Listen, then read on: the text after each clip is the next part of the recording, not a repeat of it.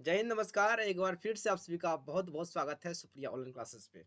कैसे हैं आप सभी? आशा करता हूं आप सभी बहुत ही अच्छे होंगे और मन से पढ़ते होंगे। तो मेरे प्यारे डियर स्टूडेंट्स, हम लोग पहुंच चुके हैं हड़प्पा सभ्यता का पार्ट 6 पा चुके हैं और आज से हम लोग करेंगे अति लघुत्तरीय प्रश्न जितना पर किताब में है। उसके बाद जो है ना हम लोग आएंगे लघुत्तरीय प्रश्न, उसके बाद फिर आपको कराएंगे दीर्घोत्तरीय प्रश्न, यानी कि और 2 से 3 पार्ट में आपका हड़प्पा सभ्यता पूरा कंप्लीट ए टू जेड कर देंगे और इससे बाहर आपको एग्जाम में नहीं आ सकता, गारंटी मेरा है। ठीक है, तो चलिए क्लास को शुरू करते हैं। अगर पहली बार आए तो सब्सक्राइब कर लीजिएगा, अच्छा लगेगा तब कर लीजिएगा और दोस्तों में शेयर करके वीडियो को फैला दीजिएगा। राइट, चलिए क्लास को शुरू करते हैं। चलिए देखिए, पहला क्वेश्चन आपका है, देखिए ध्यान से कि हड़प्पा की खोज कब की गई। ये आपका जो है ना लघु उत्तरीय प्रश्न यानी अति लघु उत्तरीय प्रश्न, एक लाइन वाला प्रश्न है ना। हाँ, हड़प्पा की खोज कब की गई। ठीक है, देखिए हड़प्पा की खोज 1921 ईस्वी में दयाराम साहनी के द्वारा की गई थी। किसके द्वारा? 1921 ईस्वी में दयाराम साहनी के द्वारा किया गया था हड़प्पा सभ्यता का खोज। ठीक है, अगला क्वेश्चन है कि मोहनजोदड़ो की खोज किसने की। तो मोहनजोदड़ो की खोज जो है ना आपका राखल दास बनर्जी ने 1922 ईस्वी में किया था। चलिए आगे। हाँ, अगला है कि मोहनजोदड़ो का अर्थ क्या होता है, यानी मोहनजोदड़ो का मतलब क्या होता है। आपको हम पूरा जब सारांश पढ़ा रहे थे ना उसमें अच्छी तरह समझाए थे इस का मतलब क्या होता है। ठीक है ना, देखिए मोहनजोदड़ो जो है ना आपका सिंधी भाषा का शब्द है जिसका अर्थ होता है मृतकों का टीला, यानी कि मरे हुए लोगों का कब्रगढ़ा टीला होता है ना। तो मोहनजोदड़ो का अर्थ क्या होता है? मोहनजोदड़ो आपका सिंधी भाषा का शब्द है और इसका अर्थ क्या होता है? मृतकों का टीला होता है ना। ये तो ऐसे ही याद रहेगा। आगे बढ़ते हैं। अगला क्वेश्चन है क्वेश्चन नंबर 4। हड़प्पा एवं मोहनजोदड़ो के बीच की दूरी कितना है। देखिए हड़प्पा सभ्यता, देखिए हड़प्पा सभ्यता जो है ना आपका एक त्रिभुजाकार क्षेत्र में फैला हुआ है जिसका क्षेत्रफल है 12,99,600 वर्ग किलोमीटर है। इसी में आपका ना हड़प्पा भी आता है, मोहनजोदड़ो आता है, लोथल आता है, कालीबंगान आता है ना। इस सभी जो है ना हड़प्पा सभ्यता के अंतर्गत आने वाला शहर है। तो 19 यानी कि इसी क्षेत्रफल में हड़प्पा सभ्यता में आपका हड़प्पा और मोहनजोदड़ो दो शहर है और उनके बीच का दूरी पूछ रहा है कितना है। तो उनके बीच का दूरी कितना है? 670 किलोमीटर दूरी है। किसका? हड़प्पा और मोहनजोदड़ो के बीच का दूरी कितना है? 670 किलोमीटर है।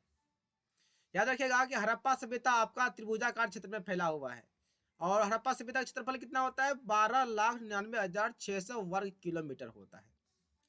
अगला है कि गोदी का अस्तित्व कहाँ था। तो गोदी का अस्तित्व आपका था लोथल में था। ठीक है, अगला क्वेश्चन है कि फारस की मुहरे कहाँ पर मिली है।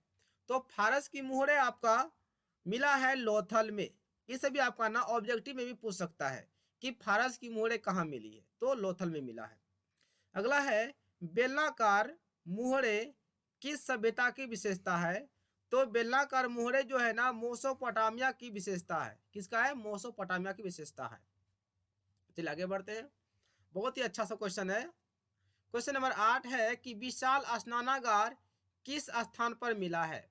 देखिए विशाल स्नानागार जो इसका आंसर है विशाल स्नानागार मोहनजोदड़ो में ही है। स्नानागार की जो लंबाई है वह 11.88 मीटर है। अगर इसको फुट में चेंज करेंगे तो आपका 39 फुट हो जाएगा और उसका चौड़ाई जो है 7.01 मीटर है, यानी कि 25 फीट है। और गहराई मतलब नीचे गहराई जो बोलेंगे ना वो स्नानागार का, वह जो है ना 2.43 मीटर यानी कि 8 फीट है। ठीक है, चलिए अगला चलते हैं कि हड़प्पा की मुहर पर सर्वप्रथम कनिंघम महोदय ने कब अपनी रिपोर्ट प्रस्तुत की। यानी हड़प्पा की मुहर जब खोज हुआ था तो कनिंघम महोदय ने अपना रिपोर्ट कब दर्ज किया था, अपना रिपोर्ट कब प्रमाण कब दिया था। तो ये हड़प्पा की मुहर पर सर्वप्रथम कनिंघम महोदय ने 1875 ईस्वी में अपनी रिपोर्ट प्रस्तुत की थी। याद रहेगा ना कब? 1875 ईस्वी में। ठीक है, चलिए आगे चलते हैं।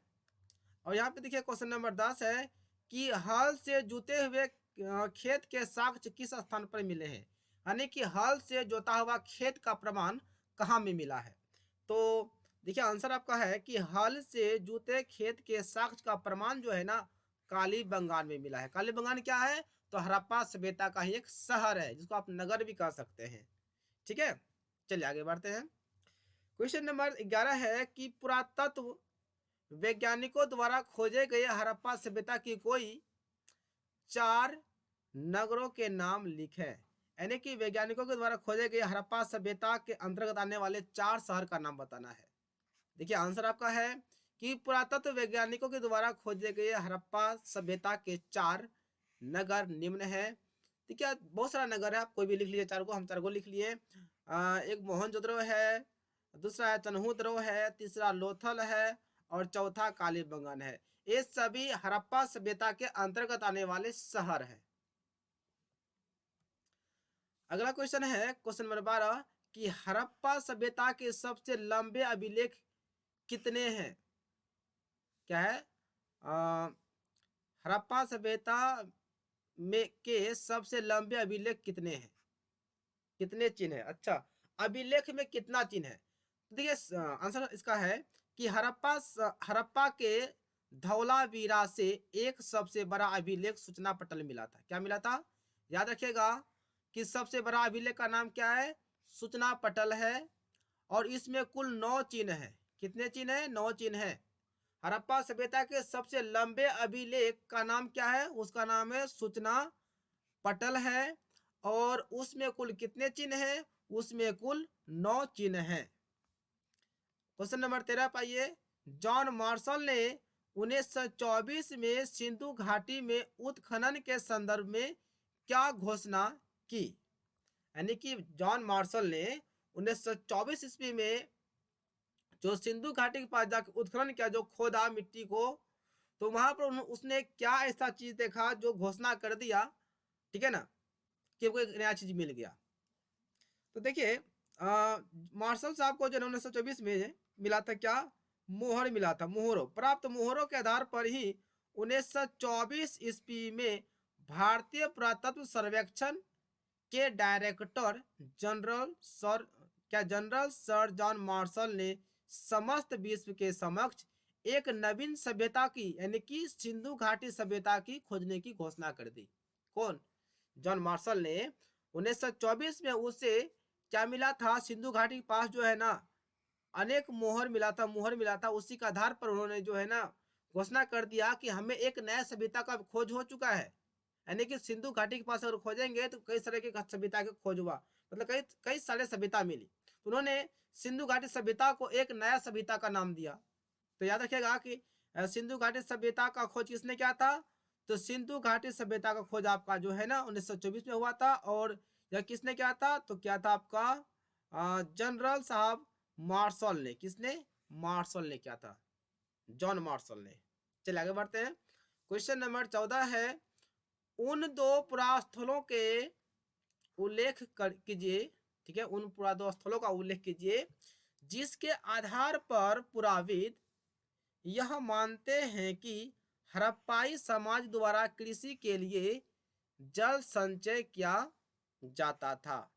यानी कि हमें उन 2 पुरास्थलों के नाम बताना है जिसके आधार पर पुराविदों ने यानी कि विद्वानों लोगों ने को पता चला, उसने बताया था कि हड़प्पा सभ्यता के लोग, हड़प्पा निवासी जो है ना सिंचाई करने के लिए कृषि वाले काम में लाने के लिए पानी को जल एकत्रित करते थे, जल जमा करते थे, अर्थात वो सिंचाई वाला काम भी करते थे हड़प्पा सभ्यता के लोग। तो इसका आंसर है कि हड़प्पा वासियों द्वारा मुख्यतः नहरें, कुएं और जल संग्रह करने वाले स्थानों को सिंचाई के रूप में उपयोग में लाया जाता था। जैसे इसमें 2 प्रमाण पूछा है ना, तो यहाँ पे 2 है। पहला आपका है कि अफगानिस्तान में सोतुगई नामक स्थल से हड़प्पाई नहरों के चिन्ह प्राप्त हुए हैं। क्या मिला है? नहर का चिन्ह मिला, नहर का प्रमाण मिला है। इसलिए पुराविदों ने कहा था, उनका मानना था कि हड़प्पा सभ्यता के लोग क्या करते हैं? सिंचाई के द्वारा अपना खेती करते हैं। तो वह आपका पहला क्या था? नहर था। दूसरा क्या है कि हड़प्पा के लोगों द्वारा सिंचाई के लिए कुओं का भी इस्तेमाल, किसका? कुआं का भी इस्तेमाल किया जाता था। कुआं यानी कि कहने मतलब हड़प्पा सभ्यता के लोग नहर के द्वारा खेत में पानी सिंचाई करते थे, उसके बाद वो कुआं के द्वारा भी खेत में पानी सिंचाई करते होंगे, ऐसा प्रमाण मिला है। बस दुगो ही पूछा था तो हमने दुगो बता दिया। चलिए आगे बढ़ते हैं। अगला है क्वेश्चन 15 है कि अभिलेख किसे कहते हैं, इनका क्या महत्व है। देखिए अभिलेख क्या होता है, एक बॉर्डर जैसे देखिए यहाँ पे, यहाँ देखिए यह होता है अभिलेख, जैसे पत्थर पर जो है ना जो लिखा जाता है, ठीक है ना, उसे अभिलेख कहा जाता है। तो इसका कुछ इस प्रकार से परिभाषा है, किसी विशेष उद्देश्य से किसी ठोस वस्तु पर उत्तीर्ण लेख को, मतलब लिखे गए लेख को अभिलेख कहा जाता है। अभिलेख आदेश, निर्देश, इतिहास या किसी वस्तु का उल्लेख भी हो सकते हैं। भारत का सबसे प्राचीन अभिलेख क्या है, तो भारत का सबसे बड़ा प्राचीन अभिलेख आपका है, क्या है, बोगज कोई। बोगज कोई भारत का सबसे बड़ा प्राचीन अभिलेख है। ये अभिलेख जो पत्थर पे लिखा जाता है ना, जो कि मीटे नहीं, उसको अभिलेख कहा जाता है। इसका और एक परिभाषा देख लीजिए, दूसरे शब्द में इसका परिभाषा है कि अभिलेख का सामान्य अर्थ है कोई भी ऐसा लेख जो किसी वस्तु या पदार्थ पर उत्कीर्ण हो मतलब लिखा हो, वह अभिलेख कहलाता है। इसका महत्व क्या है, तो अभिलेख के माध्यम से ही लोग शासक के द्वारा बनाए गए नियमों को पढ़ सकते थे और उनका जो ना उपयोग करते थे, उनके नियम पर चलते थे अभिलेख के माध्यम से ही, उसी को पढ़ के। वो तो जहाँ जिस समय के राजा सब रहते थे, हड़प्पा वासी अपना अभिलेख पढ़ पाते थे, लेकिन जब हड़प्पा सभ्यता का विनाश हुआ, उसके बाद जब पुराविदों ने खोज किया, तो हड़प्पा सभ्यता का लेख को आया तो कोई पुराविदों ने, कोई विद्वानों ने नहीं पढ़ पाया था। चलिए अगला क्वेश्चन है, क्वेश्चन नंबर 16 है, R.E.M. व्हीलर कौन था। भारतीय पुरातत्व में उसके किसी एक योगदान का उल्लेख कीजिए। ठीक है, आंसर है R.E.M. व्हीलर भारतीय पुरातात्विक सर्वेक्षण के डायरेक्टर जनरल थे। कौन थे, तो व्हीलर कौन थे, भारतीय पुरातात्विक के क्या था, डायरेक्टर जनरल था। वे सेना में ब्रिगेडियर रह चुके हैं। कौन रह चुके हैं, ब्रिगेडियर, जो मेन पोस्ट होता है सेना का, ब्रिगेडियर, बड़ा हार्ड होता है यह। उन्होंने भारतीय पुरातत्व को उसने एक नया दिशा दिया। किसने, तो व्हीलर साहब ने, ब्रिगेडियर साहब ने भारतीय पुरातत्विक खोज में एक नया दिशा दिया। उन्होंने भी खोज किया, तो उन्होंने सर्वेक्षण के आधार पर कई बस्तियों जैसे कि लोथल हो गया, कालीबंगान हो गया, राखीगढ़ी हो गया, धौलावीरा हो गया, आदि जगहों की खोज की। किसने, तो आपका व्हीलर साहब ने, जो कि ब्रिगेडियर थे। क्वेश्चन नंबर 17 आते हैं। 17 में है, हड़प्पा नगरों में लोगों को उपलब्ध प्राप्त सामग्री, यहाँ होगा प्राप्त सामग्री, खाद्य सामग्री का उल्लेख कीजिए। यानी कहने का मतलब हुआ, यहाँ पे टाइपिंग मिस्टेक हो गया है, कहने का मतलब हुआ कि हड़प्पा सभ्यता में पाए गए कुछ वस्तुओं के नाम बताइए, खाद्य सामग्री के नाम बताइए, क्या क्या वस्तु मिला था। आंसर है कि हड़प्पाई नगरों के लोगों को कई प्रकार की सामग्री प्राप्त हुई है। स्त्री की मूर्ति जिसके गर्भ से पौधा निकलता हुआ, यहाँ पे नहीं हुआ, यहाँ पे निकलता हुआ दिखता है। पत्थर के शीशन व योनि मिला था। क्या है, हॉर्स वाली गाड़ी मिला था। यहाँ पे हॉर्स, यहाँ पे आपका हो जाएगा पत्थर हो जाएगा, चलिए जो भी है, पत्थर पहिए वाली गाड़ी मिला था। RS-37 कब्रिस्तान मिला था। लकड़ी का हल मिला था, जौ मिला था, गेहूं की भूसी भी मिला था। कहाँ में, आपका हड़प्पा में ही। आदि ये सभी चीजें जो है ना कहाँ पे मिला था, हड़प्पा में मिला था। यहाँ पे आपका हुआ ठोस पहिए वाली गाड़ी, यहाँ पे चलिए लिख देते हैं, ठोस पहिए वाली गाड़ी मिला था। चलिए यहाँ से हमारा पार्ट 6 कंप्लीट हो गया। अब हम लोग कल देखेंगे पार्ट 7, और पार्ट 7 में हम लोग देखेंगे लघु उत्तरीय प्रश्न, उसके बाद आपको बताएंगे दीर्घ उत्तरीय प्रश्न। प्रयास करेंगे कि 2 से 3 वीडियो में आपको हड़प्पा सभ्यता से संबंधित सभी क्वेश्चन खत्म कर देंगे। उसके बाद हम लोग पार्ट इकाई 2 में चलेंगे। ठीक है, अगर आप सभी को वीडियो अच्छा लगता है तो वीडियो को लाइक कीजिए, शेयर कीजिए और अपना कमेंट दीजिए कि आपको वीडियो कैसा लगता है। ठीक है, तो आज के लिए बस इतना ही। Bye bye, all the best सभी को, जय हिंद, वंदे मातरम, जय जवान जय किसान।